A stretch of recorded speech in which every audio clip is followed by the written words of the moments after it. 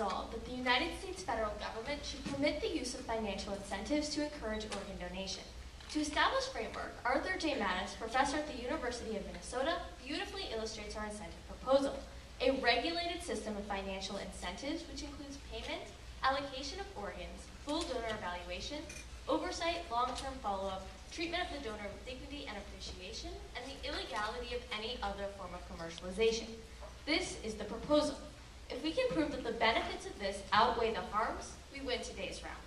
With that in mind, let's move to our contentions. 1. Saves lives and ends suffering. According to Sarah Khan of the Hofstra University School of Law, the demand for transplantable organs drastically exceeds the supply, such that on average 18 people per day die waiting for an organ. This situation is likely to persist unless we implement financial incentives to donate. According to a recent study by the National Kidney Foundation, 92% of respondents said that payment would not have persuaded them to donate. However, according to a recent report in The Economist, if 0.06% of healthy Americans donated an organ, the country would have no waiting list. The implications of this evidence is staggering. If financial incentives were implemented, we could cure the country's organ shortage by 100-fold. Contention 2 undercuts the existing organ black market. According to Andrew Hughes of the Vanderbilt University School of Law, there is a thriving global black market in human organs. Transplant tourism has indeed become its own industry. Organ sellers often face debt, unemployment, and serious health problems. As such, they are very easy targets for abuse. Michelle Goodwin, professor of law and medicine at the University of Minnesota, explains the impact. With financial incentives, there is a reason to avoid buying organs on the black market. Limiting black market organ purchases benefits everyone. And finally, contention 3, economic benefits. Allowing financial incentives to increase organ donation benefits the economy. Goodwin shows this when she shows that the average cost of dialysis is about $450,000 per patient. The cost of a kidney transplant, incentive included, is $121,000. If the alternative is to spend $450,000 on dialysis, financial incentives save $329,000 per kidney. Furthermore, we're not just talking about one kidney. If we obtained, for example, 30,000 kidneys, we'd save $10 billion. Remember that the savings from kidneys represent a mere fraction of all potential savings, and thus it is clear that the economic benefits of financial incentives are astronomical. Because financial incentives, if implemented, would save lives, undercut the black market, and save money, we urge the affirmative vote.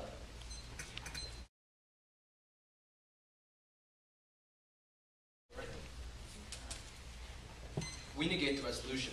In order to allow financial incentives like the resolution asks us to, the government would have to repeal the 1984 National Organ Transplant Act, which forbids, quote, valuable consideration for organs. Since removing this prohibition would permit all types of financial incentives, our opponents cannot pick and choose which financial incentives will be allowed. With that, let's move on to today's contentions. Contention 1, less extreme options should be tried first. According to a survey published in USA Today, while 75% of Americans are willing to donate their organs, fewer than 30% of Americans actually do. Why? Poor communication. According to Sarah Cohn in the Hofstra Law Review, hospitals do not even ask 30% of potential donors if they want to donate their organs. If hospitals simply asked the families of all potential donors whether they wanted to donate their organs, we would substantially increase our organ donation rates. This model has been implemented with great success in Spain. According to Sean Geilander of the Templar Law Center, Spain has doubled its organ donation rates after it mandated that hospitals approach potential donors and their families about organ donation. Specialized transplant coordinators approach the families of potential donors and educate them. When Pennsylvania and Delaware implemented a similar program called the Gift of Life program, organ donation rates skyrocketed to the highest levels in the United States. Another option to increase the supply of organs is mandated choice. The American Medical Association reports that we could further increase organ donations through mandated choice laws, which would require individuals to state their preference regarding organ donation when they renew their driver's license or filled out tax forms. Intention 2, immoral. According to Sean Arthur of the Cincinnati Law Review, it is immoral to pay live donors to risk their lives by donating their organs when we get all the organs we need from deceased sources. A study by Brian Karsman of American Enterprise Institute found that we could completely eliminate the organ shortage if we increase our organ donation rates to 70%. Considering that Spain's organ donation rate is 80%, and that the analysis of internal medicine concludes that a mandated choice program would increase our organ donation rate to 75%, we could obtain this goal without financial incentives. However, allowing financial incentives unnecessarily exposes more living donors to the risk of transplant surgery. According to a meta-analysis of 49 studies by Garger and Associates, living donors had a 1 in 9 chance of developing end-stage renal failure, the precursor to complete kidney shutdown. Contention 3. Financial incentives undermine long-term solutions. We have two options today to solve the organ shortage. Either increase the number of donors, a short-term solution, or develop technology to grow organs from our own stem cells, a long-term solution. Right now, according to NPR News, 40% of organ recipients die within the first 3 years of receiving their organ because the body rejects the foreign organ. However, stem cells could be used to grow genetically identical organs, which the body would not reject. Therefore, we negate.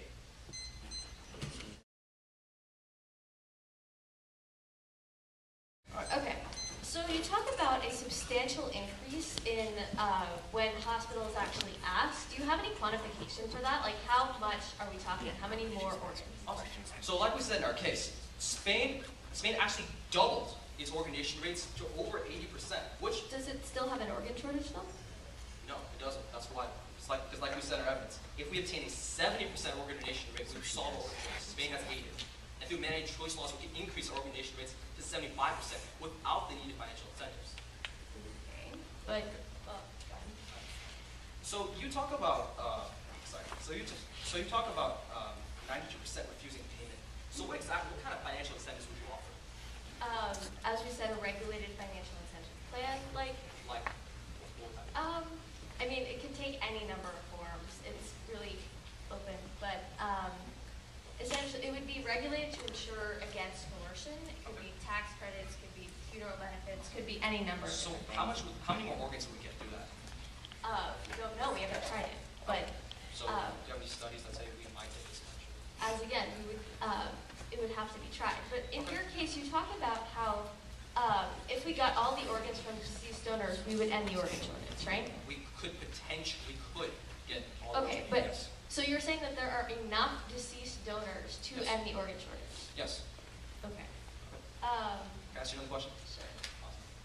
So you talk about economic benefits, right? So are economic benefits better in saving lives? No, but Okay. well, as So when organ donors have a 1 in 9 chance of dying from kidney failure, do you think that's worth the economic benefits? no, but again, if we can have organ donors and save, if we can have economic benefits and save lives, that would be preferable to both. And we're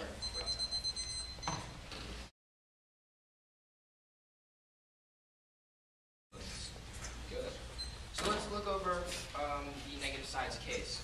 First, they started off the round by saying that in 1984 we had a law against any type of financial incentive, and they said this is the reason why we shouldn't have financial incentives. But the real thing is that we overturn laws for better costs all the time. Just because we have a law doesn't mean we can't overturn it if it's worth it. And as we show you in our case, we show you economic benefits, we show you how we can save lives, that it is clearly worth it to overturn a law that is hurting people by not letting them have the organs they need. So now let's go on to my opponent's contentions. First, they talk about how we should try less extreme options first. They talk about, they really talk about the example in Spain and say how Spain, they're just asking people double the organ donation rate and completely neutralize organ shortages. So what we see here, our opponents have one method that they say works. We have a method that we say works. What we don't see is why we can't try both. If we try both financial incentives and whatever the just ask method that our opponents suggest, we can still have financial incentives and the other method at no extra cost, and we still get more organs. So that's even better.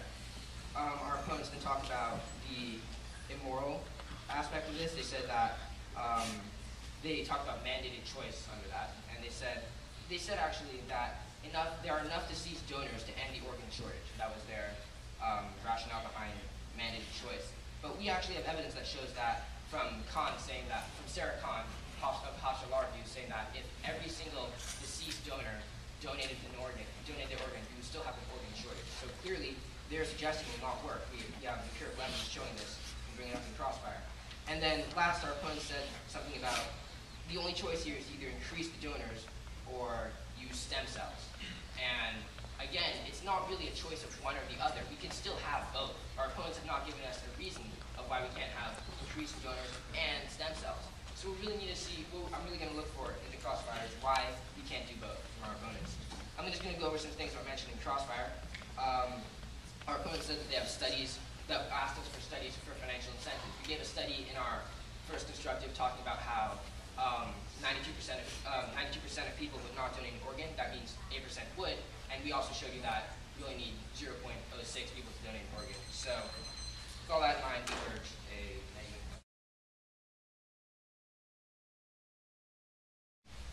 All right, so let's look at our opponent's first contention, in which they basically talk about how having these financial incentives would increase organ donations.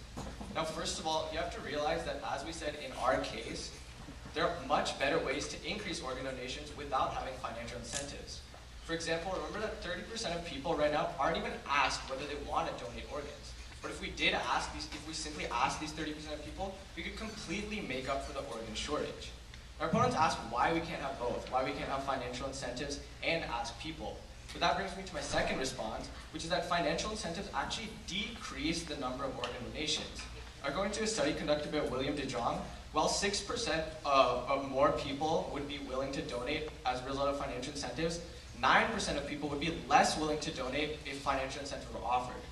Now, this means that there would be a 3% decrease in the amount of organs donated, which would not solve for our organ shortage. Now, the reason people would not want to donate if there were financial incentives is that it takes away the aspect of altruism. Now, what altruism basically is that people like to donate organs because they feel that they're helping someone live. But they feel that this becomes, the aspect of donating something is gone when people are paid for it, which is why less people would donate and we would not see the organ shortage being solved if financial incentives were offered. Now, our opponents next talk about how having financial incentives would completely solve for the black market. However, there's two reasons why the black market would not go away if there were financial incentives. The first one is that with financial incentives, we would be using deceased donors to solve for the organ shortage as well as live donors. Now, on the black market, people only use deceased organs. Now, the reason people would turn to the black market is because live donors have a much higher chance of dying while donating organs, which is why most people would rather donate through the black market. Now, the second reason people want to turn to the black market is that it's much cheaper. In the United States, an organ transplant costs $15,000, while on the black market it only costs $2,500. So we wouldn't be seeing this huge decrease in the size of the black market simply by offering financial incentives. Now, our opponents finally talk about how we'd be saving money. However, remember that once again, there are much better ways to save money. Simply asking people to donate organs would not only cut the cost of dialysis, would prevent the government from having to pay for financial incentives, which could also potentially cost a large amount. And for these reasons, it's very clear that incentives should not be offered to promote organ donation.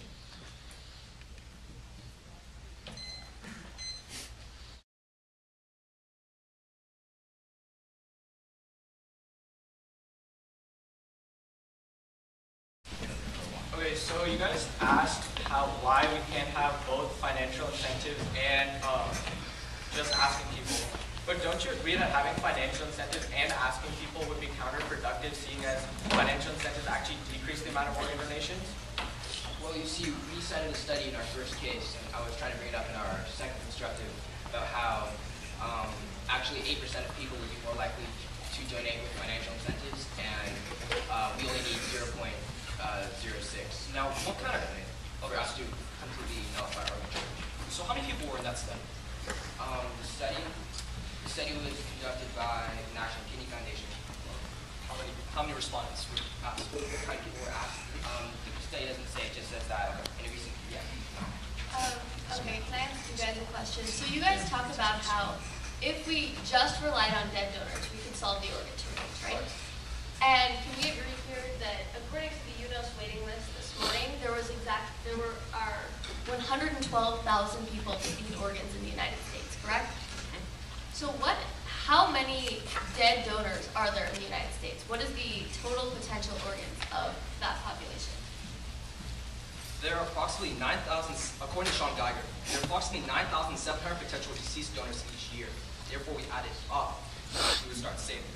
Because there's no need to drastically move financial incentives when they have a 1 in 9 chance of dying. Additionally, you provide us no numbers. How many organs? Because we have that right here actually from Constructive Argument. We'll be able to get 50,000 organs annually from only dead donors. But we have here waiting list says we need 112,000 people waiting for So is everyone going to die within the year?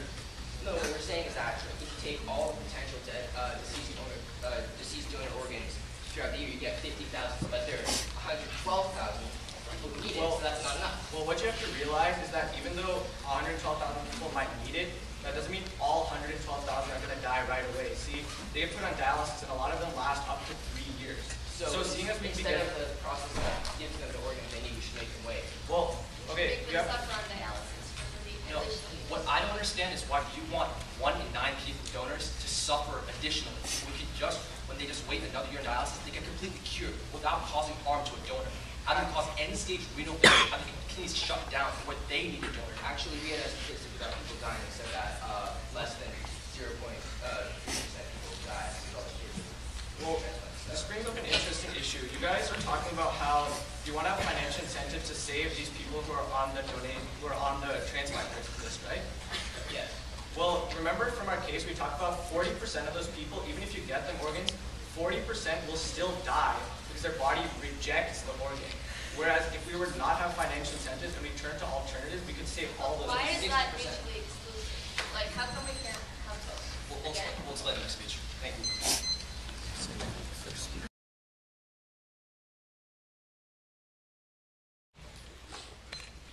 So what the round really comes down to is our opponents telling us that if every dead person was a donor, we would have enough organs.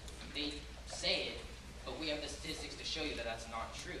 We have the statistics to show that through dead donors, we only get 50,000 organs a year. That's if every dead donor donated. If everyone who had the potential to be a donor and was dead donated. But we need, right now, 112,000 organs. So the numbers speak for themselves. We do not have enough dead donors to satisfy our organ need. Our opponents say that we can just keep people on dialysis, but we show you in our case that that's very expensive. And if you're concerned with the economic angle as we try and be in our case, getting the organ quickly is the only way you can do this. Our opponents say that we cannot do both because of that financial incentives would discourage people from donating, but we show you that 8% of people, when asked, would donate. Financial incentives would encourage them. And then we also show you that you only need 0.6% to say yes, but 8% say yes. So we have more than enough organs with just financial incentives. Moreover, we can try both systems and still have, again, more than enough organs. So, as a result, there's really no reason not to try financial incentives, so our opponents haven't shown us why we shouldn't. They just closed other solutions. Thank you. Now, our opponents bring up this idea of having financial incentives, whereas we bring up the idea of simply asking people. Now, you have to realize that 30% of people right now aren't even asked if they want to donate organs. Whereas if we were to just ask these 30% of people, we could completely make up for the organ shortage without turning to the extreme option of financial incentives. Our opponents ask, why can't we have both? But remember that according to Richard Castillo, having financial incentives would actually decrease the amount of organ donation rates. This can be very clearly seen around the world. In Spain, which we cite in our case, they have the highest donation rates in the world and absolutely no organ shortage because they ask people if they want to donate organs. While in countries like Iran and Pakistan, where they do have financial incentives, they have some of the lowest donation rates in the world at around 12%. It's very clear that having financial incentives would actually increase our organ shortage and would not help solve the problem. Next, remember that there are much better alternatives that financial incentives would completely undermine. Now remember that even if people get saved from the organ transplant list and they do get their organ, in 40% of cases, they end up dying because their body rejects the organ. However, if we were to have stem cells, this could completely solve for the problem because the organs people would be receiving would be grown from their own cells. Once again, our opponents ask, why can't we have both? But according to NPR, which we cite in our case once again, the reason we can't have both is that financial incentives prevent stem cells from becoming economically competitive, which would knock them out of the market completely. And for these reasons, it's very clear that rather than having financial incentives, we should look to other alternatives to solve for the organ shortage. And for these reasons, we negate the resolution.